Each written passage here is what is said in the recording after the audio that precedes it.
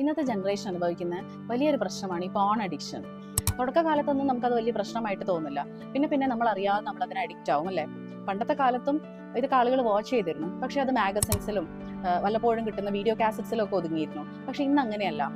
ഇന്ന് live videos ഉണ്ട്, monthly subscription, instant subscription, അങ്ങനെ ഒത്തിരി ഓപ്ഷൻസ് ആണ് നമ്മുടെ മുന്നിൽ. ഒരുപാട് കാറ്റഗറീസ് ഓഫ് പോൺ വീഡിയോസ് നമുക്ക് കാണാം. പിന്നെ റേപ്പിസ്റ്റ് പോണോഗ്രാഫി, ഇതൊക്കെ നിങ്ങൾ കേട്ടിട്ടുണ്ടാവും. പിന്നെ മൾട്ടിപ്പിൾ പാർട്ട്നേഴ്സ് പോണോഗ്രാഫി, ഇതൊക്കെ വളരെ ഡേഞ്ചറസ് ആയിട്ടുള്ള പോൺ കാറ്റഗറീസ് ആണ്.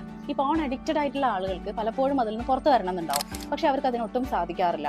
ഇത്തരത്തിലുള്ള ഈ categories of porn videos watch ചെയ്യുമ്പോൾ സ്വാഭാവികമായിട്ടും പതിയെ നമ്മളുടെ ലൈഫിലും ഈ കാര്യങ്ങൾ നോർമലൈസ് ചെയ്യാൻ വേണ്ടി ശ്രമിക്കും. ഇപ്പോൾ വളരെ കോമൺ ആയിട്ട് നമ്മൾ കേൾക്കുന്ന ഒരു കാര്യമാണ്, വീട്ടിലുള്ള ചെറിയ കുട്ടികൾ മൊബൈൽ ഫോൺ കൊണ്ടുവന്ന് ബാത്റൂമിൽ ചേച്ചിയോ അല്ലെങ്കിൽ അമ്മയൊക്കെ കുളിക്കുന്ന സ്ഥലത്ത് കൊണ്ടുവയ്ക്കുന്നു എന്നുള്ളത്. എന്തുകൊണ്ടാണ് ഇതൊക്കെ ഇത്രയും കോമൺ ആയിട്ടുള്ളത് നിങ്ങൾ ചിന്തിച്ചിട്ടുണ്ടോ? പലപ്പോഴും ഇത്തരം വീഡിയോസ് വാച്ച് ചെയ്യുമ്പം നമ്മൾ അതിലുള്ള കാര്യങ്ങളൊക്കെ ഒരു റിയാലിറ്റിയിലേക്ക് കൊണ്ടുവരാൻ വേണ്ടിയിട്ട് ശ്രമിക്കും. ഇതൊക്കെ ഒന്ന് അവർ ലൈഫിലേക്ക് നോർമലൈസ് ചെയ്ത് കാണാൻ വേണ്ടി ശ്രമിക്കും. ഇതിലിപ്പോൾ എന്താ ഇത്ര വലിയ തെറ്റുള്ളത്, ഇതൊന്ന് പരീക്ഷിച്ച് നോക്കണമല്ലോ, ഇതൊക്കെ നമുക്ക് തോന്നാൻ തുടങ്ങും. ഇത് കുട്ടികളിൽ മാത്രമല്ല, വലിയ ആളുകളിലേക്കും മൾട്ടിപ്പിൾ പാർട്ട്നേഴ്സിലേക്ക് പോകാനും അത് റേപ്പ് ആക്ടിവിറ്റീസ് ഒക്കെ കൂടാനും ഒരു സാധ്യത ഉണ്ടാക്കുന്നുണ്ട്.